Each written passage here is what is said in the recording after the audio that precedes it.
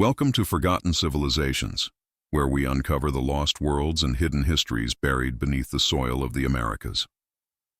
Today, we explore the ancient city of Etowah, a magnificent mound complex in Georgia that once stood as a center of power, religion, and culture in prehistoric North America.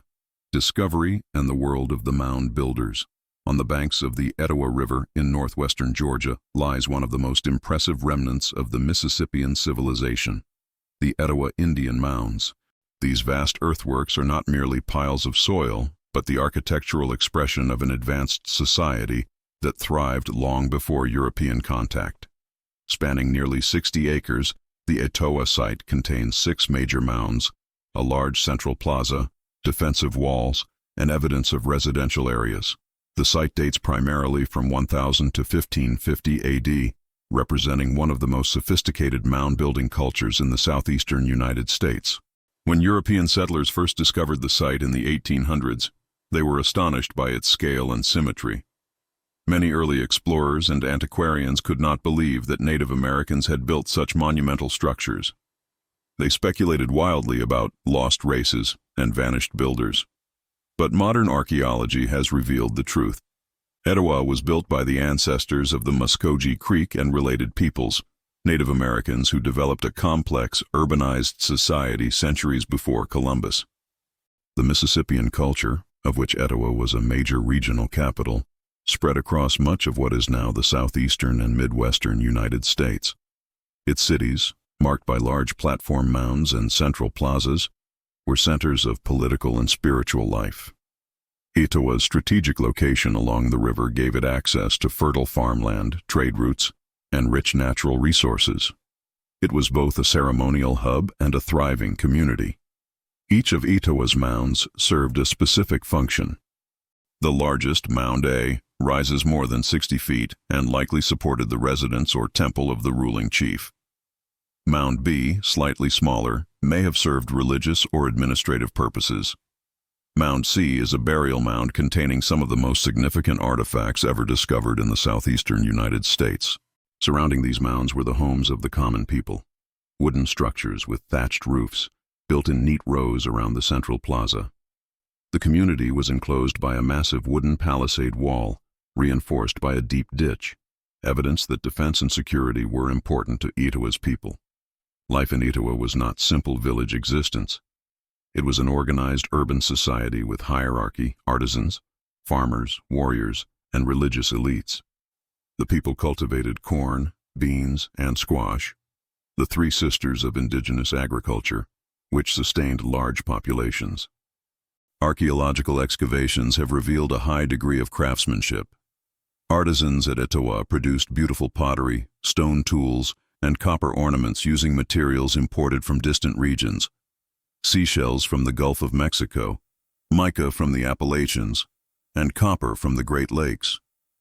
These artifacts show that Etowah was connected to a vast trade network stretching across the continent.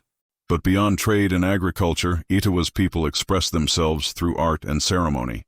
The objects they left behind reveal a symbolic language, a visual code reflecting their beliefs about life, death, and the cosmos. The first modern excavations at Etowah took place in the late 19th and early 20th centuries. Archaeologists such as Warren K. Moorhead uncovered thousands of artifacts, including carved stone figures, copper plates, and shell gorgets. These finds transformed the understanding of North America's prehistory. Among the discoveries were the famous Etowah stone effigies, life-sized statues representing a man and a woman, believed to be spiritual figures or leaders. Their expressions are serene and timeless, carved with astonishing precision.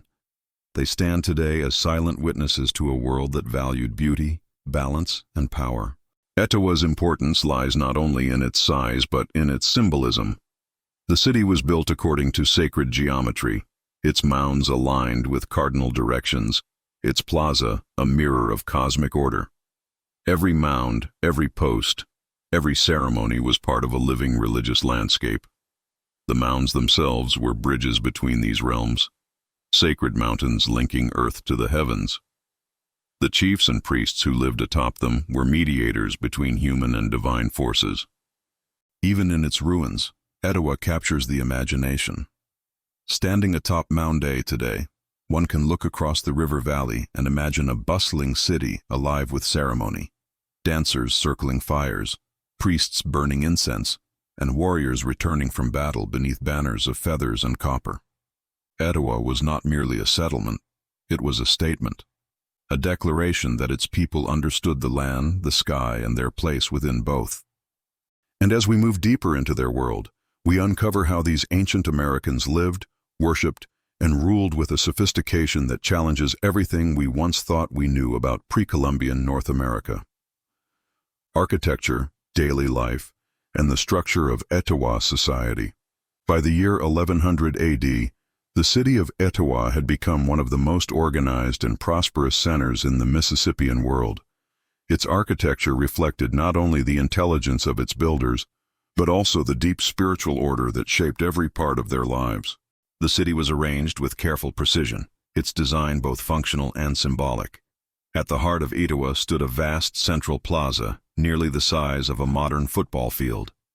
This open area served as the community's beating heart, a place for public gatherings, games, rituals, and markets. Surrounding the plaza were massive earthen mounds, each constructed by hand. Thousands of laborers carried baskets of soil, one load at a time, from the riverbanks to the construction sites. Archaeologists estimate that Mound A, the largest, required more than 3 million basket loads of earth to complete. The process of building these mounds was itself a sacred act. Every layer of soil was chosen for color and texture, representing different aspects of the world: red for the sun and life, black for the underworld, brown for the earth. Layer upon layer, the people raised their sacred platforms toward the heavens. Atop the mounds stood wooden temples and council houses, constructed with thatched roofs and supported by massive posts. From these elevated platforms, the ruling class, the priests and chiefs, governed spiritual and political life. Their high position symbolized divine authority, a literal rise above the common people who lived below. The commoners' houses were smaller, circular or rectangular dwellings arranged around the outskirts of the plaza. Built from wattle and daub, a mixture of clay, straw, and branches, these homes were sturdy and insulated against both heat and cold. Each household contained tools, pottery, and storage pits for dried corn and beans. The people of Etowah were skilled farmers, relying on the fertile floodplains of the Etowah River. Corn was their most important crop, a sacred gift that sustained the population and symbolized the cycle of life. Men tended the fields, hunted deer and small game, and fished the river with nets and traps. Women cultivated gardens, prepared food, and made pottery of remarkable quality. Smooth, symmetrical vessels painted with natural pigments in red, white, and black. Etowah's economy was based on both agriculture and trade. Excavations have revealed exotic materials from hundreds of miles away: marine shells from the Gulf Coast, copper from the Great Lakes, mica and marble from the Appalachian Mountains, obsidian and chert for tools and ceremonial objects. These materials were transformed into intricate jewelry, weapons, and ornaments that symbolized wealth and prestige. Copper plates, shell beads, and stone effigies were not merely decorative. They were tokens of status, used in trade and as offerings to the gods. The city was not isolated. It was connected by river and overland routes to other major Mississippian centers like Cahokia, Moundville, and Spiro. Together, these cities formed a web of influence and communication that stretched across the American heartland. Socially, Etowah was highly stratified. At the top stood the chief, often regarded as a divine ruler, a living connection to the spiritual world. Below him were priests, nobles, warriors, and artisans. At the base of society were the common laborers and farmers whose work sustained the city's grandeur. This hierarchy was reflected in the burial practices discovered at Mound C. Within its layers, archaeologists uncovered the remains of high-ranking individuals interred with an astonishing array of artifacts: copper headdresses, shell necklaces, carved statues, and ceremonial weapons. One of the most remarkable finds was a pair of engraved copper plates depicting a powerful winged figure known as the Birdman. His arms outstretched like wings, he appears to soar between worlds. a symbol of divine power and the link between earth and sky. These burials reveal not only wealth but belief.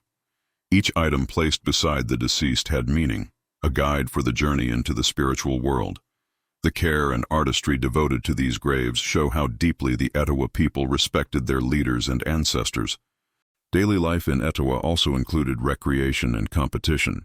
One of the most popular activities was the chunky game, played on the central plaza. Players rolled a smooth stone disc across the ground and hurled spears to see who could land closest to its final position. This game wasn't just sport. It had ceremonial meaning, symbolizing the cycles of the sun and the movement of celestial bodies. The people of Etowah celebrated numerous festivals throughout the year, tied to the agricultural calendar and the solar cycle. The green corn ceremony, still practiced among some southeastern tribes today, marked the renewal of life and the harvest. During this event, old fires were extinguished and new sacred fires kindled, a symbolic rebirth of the community. The Etowah Civilization maintained stability through a delicate balance of religion, agriculture, and authority. Every structure, every ritual, reinforced the unity of the people and their connection to the cosmic order. Yet beneath the harmony, there were tensions between rival clans, competing elites, and the constant need to defend the city from outside threats. The very presence of the palisade wall and evidence of rebuilt fortifications suggest that Etowah was not free from conflict. Despite these challenges, the city endured for centuries, a beacon of power and faith in the southeastern woodlands.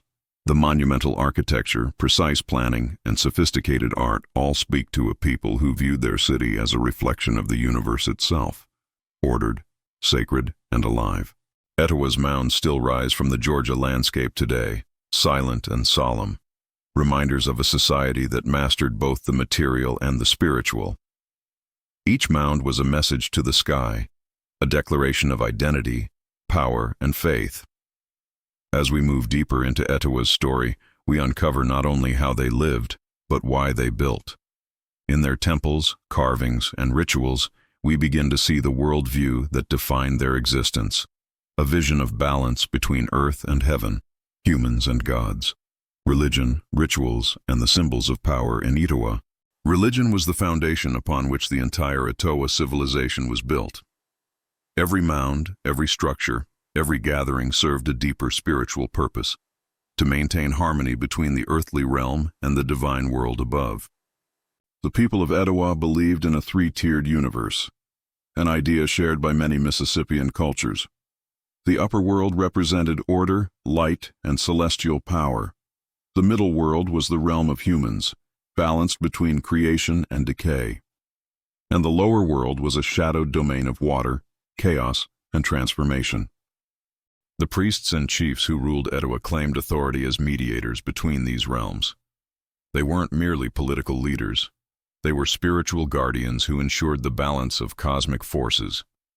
Their temples on the mountaintops symbolized their elevated status, both literally and spiritually, connecting heaven and earth. Each ritual, from planting corn to burying the dead, was an act of communication with the unseen. Fire, smoke, and song carried prayers to the spirits. The rhythm of drums echoed the heartbeat of the earth. At the center of Etowah's religious life were the mounds themselves. These weren't just architectural achievements, they were sacred altars. Each layer of soil, each level of elevation, represented a different stage of the spiritual ascent. When priests climbed the mound steps, they were symbolically ascending toward the gods. The chief's temple atop Mound A served as the most sacred structure in the city. Within it burned the eternal fire, a flame said to represent the life of the community. This fire was never allowed to die. Its extinguishing would have symbolized the collapse of cosmic order. The ritual paraphernalia discovered at Etowah reveals a rich spiritual symbolism. Among the most iconic are the copper plates depicting the Birdman or falcon warrior. This figure, adorned with wings and weapons, embodied both divine and mortal attributes, a god of war, sun, and rebirth. His presence on funerary artifacts suggests he was the patron of elites and warriors, a protector of the chosen few who ruled the city. The rattlesnake disc, carved from stone, is another emblem of Etowah's belief system. It portrays a coiled serpent encircling a central cross, a motif thought to symbolize the world's axis, the point where the upper, middle, and lower worlds connect. In Mississippian cosmology, the serpent was not merely a creature of danger, but a guardian of the watery underworld and a symbol of renewal. Color, too, carried deep meaning in Etowah's spiritual language. Red symbolized life and the sun, black represented the underworld and death, and white signified purity and the sky. These colors appeared in pottery, ceremonial masks, and body paint used in ritual performances. Religious ceremonies in Etowah were not quiet affairs. They were dramatic public events, music, dance, chanting, and firelight merging into a sensory display of devotion. Priests wearing elaborate regalia, feathered headdresses, copper ornaments, and painted faces led the people in sacred reenactments of creation myths and seasonal renewal. One of the most significant annual ceremonies was likely the Green Corn Festival, celebrated at the height of summer. This ritual marked the beginning of the corn harvest and symbolized purification and forgiveness.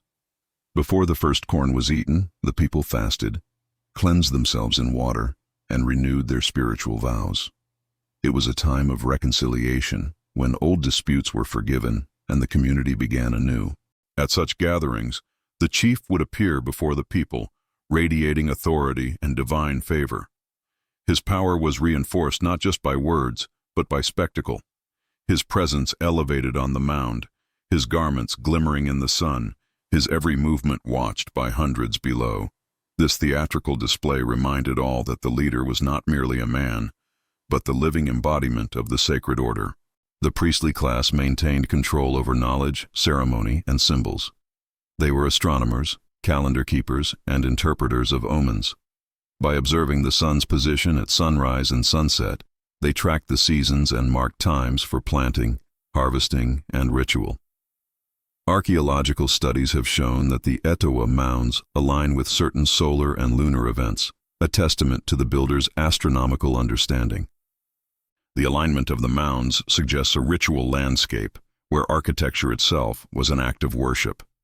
The plaza, the river, the mounds, each was part of a sacred geometry designed to mirror the order of the universe. Death, too, was a sacred transition. The people of Etowah believed that the soul continued its journey beyond the grave. Burial rituals reflected this belief. The dead were often accompanied by goods, copper ornaments, shell beads, effigy statues, each representing tools or symbols needed for the voyage into the afterlife. In some elite burials, entire ceremonial bundles were placed beside the deceased, items used by priests in life, now serving as spiritual companions in death. The arrangement of these objects shows a belief in continuity between the earthly and the divine. The Etowah idol figurines, carved from stone and shell, may have represented ancestors or gods.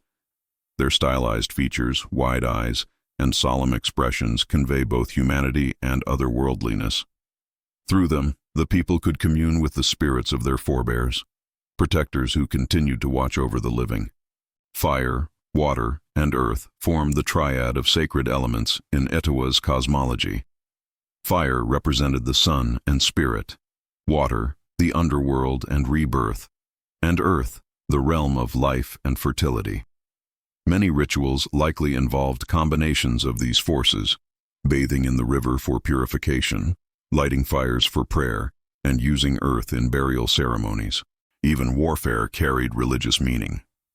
Warriors painted their faces with sacred symbols before battle and carried effigies of divine protectors. Victory was not merely military success, it was proof of divine favor.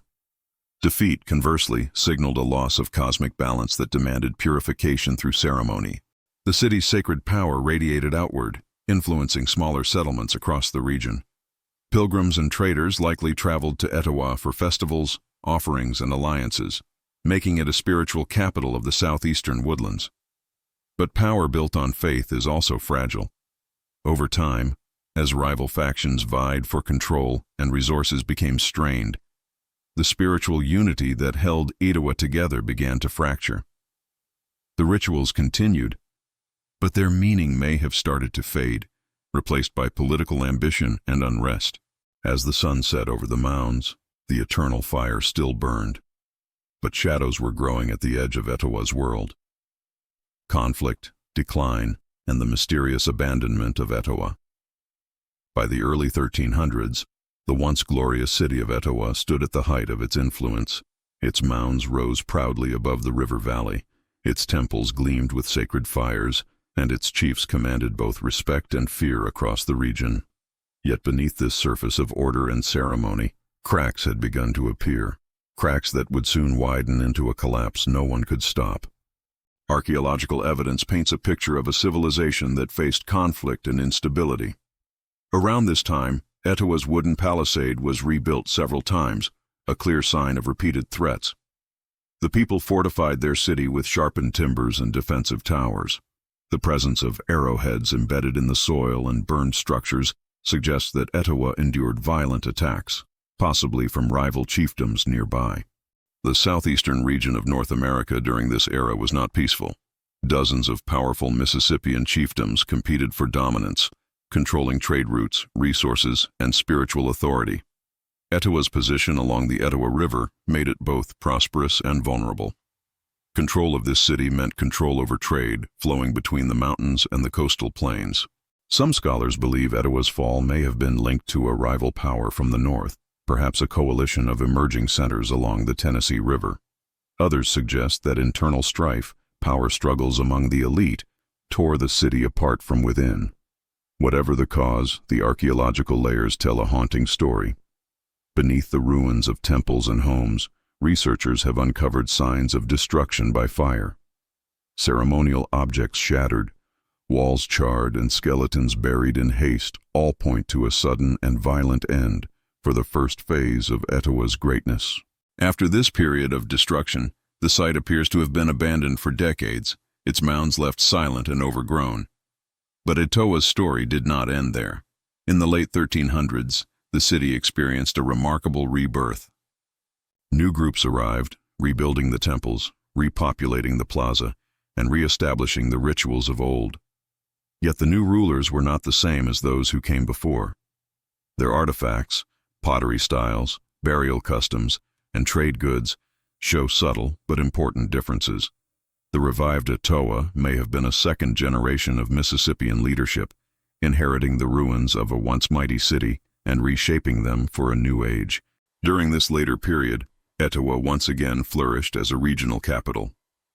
The plazas echoed with festivals, and the mounds were once again crowned with temples and elite residences.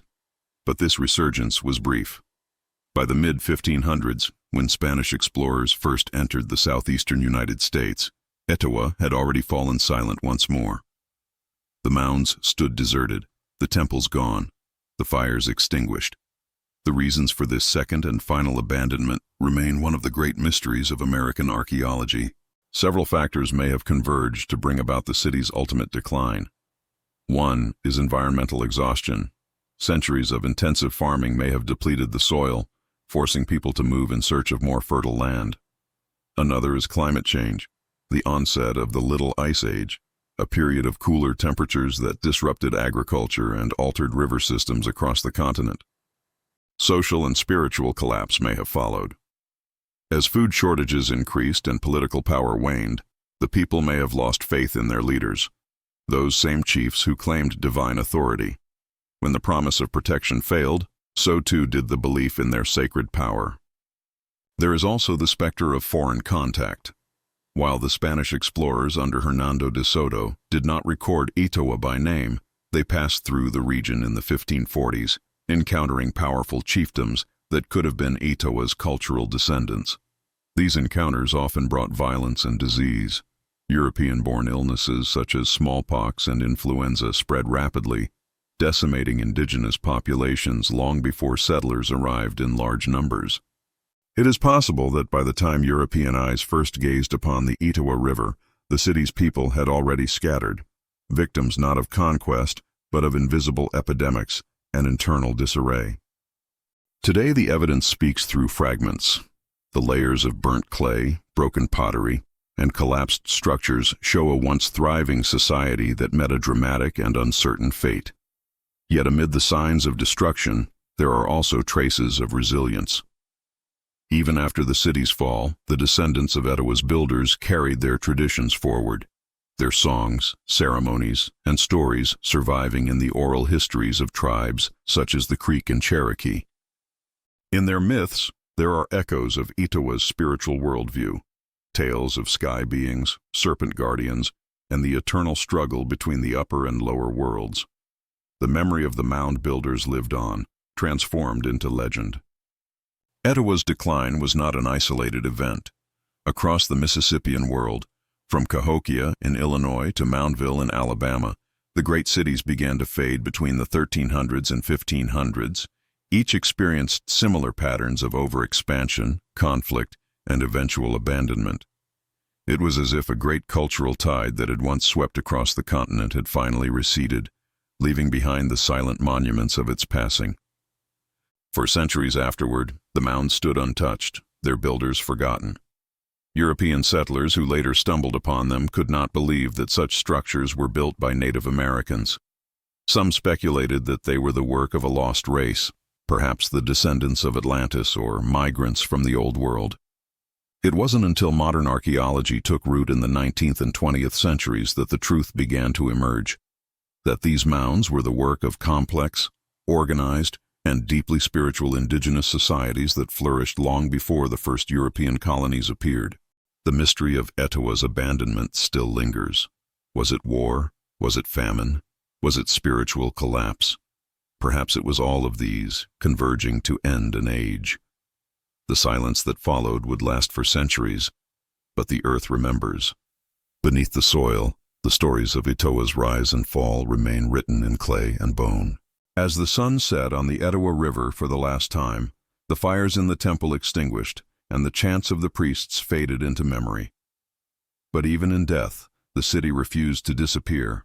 Its mounds remained, defiant against time, whispering the legacy of a people who once ruled both the earth and the heavens. Rediscovery, excavation, and the legacy of Etowah today. For centuries after its abandonment, the Etowah mounds lay silent beneath layers of soil and forest. Generations passed, rivers shifted, and the once sacred city became part of the landscape, a mystery of the American South. Local farmers plowed their fields near the strange earthen hills, unaware that beneath their feet rested the remains of one of North America's greatest civilizations. When European settlers first encountered these mounds in the 18th and 19th centuries, they were filled with wonder and confusion. Many could not imagine that the ancestors of the Native American tribes they saw around them could have built such monumental structures. The idea of the mound builders emerged, a mythical, lost race thought to have vanished long before the arrival of Europeans. This misunderstanding persisted for decades. Speculation ranged from theories about wandering Phoenicians to survivors of Atlantis. Few believed that the true builders were the indigenous peoples of North America, the ancestors of those who still lived nearby. It wasn't until the rise of modern archaeology in the late 19th and early 20th centuries that the truth began to surface. Early excavations at Etowah were crude by today's standards, but they revealed something astonishing: finely crafted artifacts, intricate burials, and clear evidence of a structured, organized society. One of the first major excavations took place in the 1880s, led by the Smithsonian Institution. The discoveries shocked researchers: copper plates depicting bird-headed warriors, shell ornaments carved with delicate precision, and human remains buried with objects of immense spiritual and artistic value. These finds offered a glimpse into the sophistication of the Mississippian world. Yet it was in the 1920s and 1930s that Etowah's story truly began to unfold. Archaeologist Warren K. Moorhead, one of the pioneers of American archaeology, led systematic excavations at the site. His work uncovered not only the grand burials within Mound C, but also the layout of the city itself, its plazas, fortifications, and domestic areas. Moorhead's findings confirmed that Etowah had been the political and religious center of a powerful Mississippian chiefdom. The artifacts recovered from the site, now housed in museums across the country, revealed a culture of extraordinary skill and imagination. Copper plates hammered from Great Lakes metal, carved stone statues of priests and deities, and delicate shell engravings depicting cosmological symbols spoke of a people with a profound understanding of art, spirituality, and order. As archaeologists pieced together the evidence, the myths of a lost race faded away.